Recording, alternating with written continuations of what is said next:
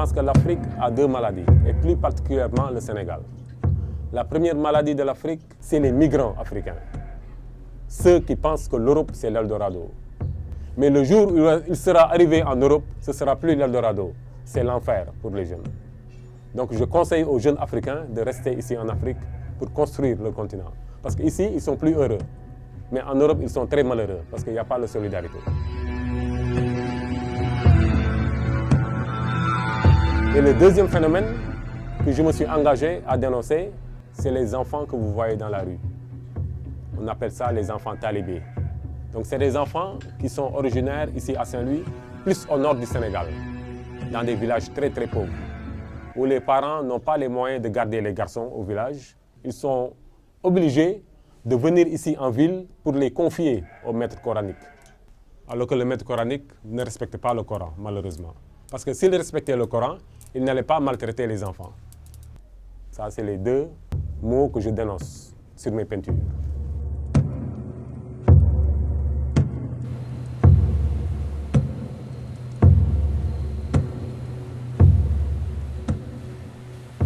Je m'appelle Zéus, je suis de Saint-Louis, de père saint-louisien et de mère saint-louisienne, sur l'île de Saint-Louis. Donc j'ai débuté ma carrière artistique en tant que peintre il y a 20 ans de cela. Je suis autodidacte, mais je suis né dans une grande famille d'artistes. Et c'est eux qui m'ont influencé à faire l'art naïf africain. L'art naïf africain, c'est comme du surréalisme. Ce n'est pas des personnes réelles que vous voyez là. Des fois avec des personnes sans cou, ou bien avec des longues oreilles, avec des petites oreilles. Ce n'est pas des personnes réelles, mais des personnes surréelles. C'est ça qu'on appelle art naïf africain, avec des personnages, avec des visages africains, des couleurs africaines. Voilà.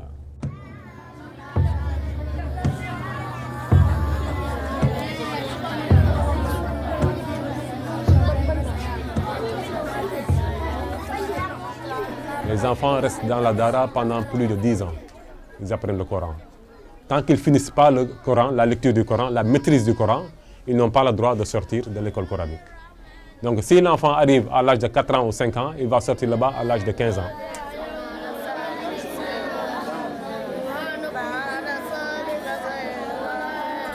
Très grand pour devenir pêcheur ou commerçant ou peintre. Voilà.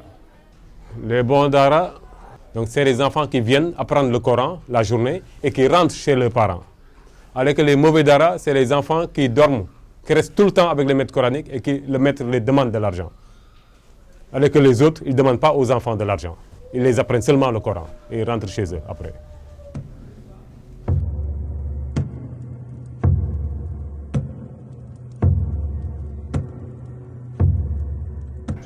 Donc le maître les apprend très tôt le Coran, le matin et la nuit. Et dans la journée, les enfants vont dans la rue pour demander à manger et de l'argent aussi pour ramener au maître coranique. Parce que si tu ne ramènes pas les sous au maître coranique le soir, le maître te bastonne, te bat. Et cette année, on a recensé plus de 13 000 enfants dans la rue, seulement à Saint-Louis. Catastrophique. Il n'y a pas de filles, il n'y a que des garçons dans la rue. Récemment, on a fait une peinture que j'ai vendue ce matin où on a écrit « Pourquoi il n'y a pas de filles talibées ?» Parce que les filles, elles restent au village pour attendre le retour du maître coranique. Donc le maître coranique, avec l'argent qu'il récupère sur les garçons, retourne au village pour acheter les filles, pour que les filles deviennent sa femme. Donc c'est les garçons qui payent pour leurs petites sœurs. Et les filles, elles vivent les mêmes situations que les garçons, mais différemment. C'est les mêmes souffrances. Parce que même si la fille n'est pas amoureuse, elle est obligée à partir avec le maître, qui est 10 fois plus âgé qu'elle. Donc, c'est l'âge de son père ou de son grand-père qui devient son mari.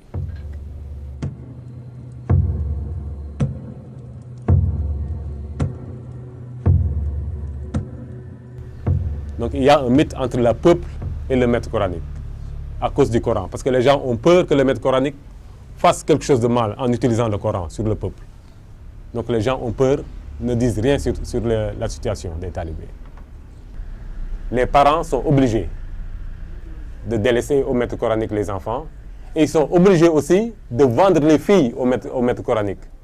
Et au Sénégal, l'État croise les bras parce que le maître coranique est très puissant et l'État a besoin du maître coranique pendant les élections pour qu'il influence les talibés les plus grands à voter pour lui pendant les élections.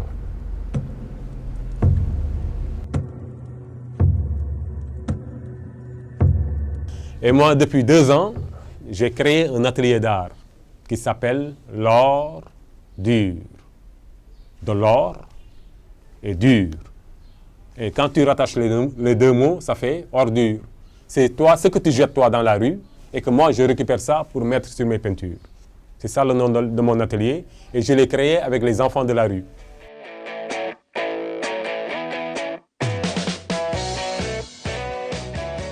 Donc je suis allé voir quelques maîtres coraniques qui m'ont donné l'autorisation pour que j'enseigne aux enfants la peinture. Donc comme tous les mercredis, j'ai une vingtaine d'enfants dans l'atelier, entre 6 et 12 ans. Mais quand ils viennent ici, ils retrouvent le sourire. Ils oublient la souffrance à cause de la peinture. Et ici, ça leur permet de changer un peu. Ça leur permet d'ouvrir un peu leurs esprits sur le monde. Je veux offrir aux enfants ce qu'ils n'ont jamais vécu, parce que c'est des enfants qui n'ont vécu que la rue. Ils connaissent que la rue, la loi du plus fort. Et je veux qu'ils deviennent quelqu'un dans la vie, quand ils vont devenir grands et devenir heureux aussi.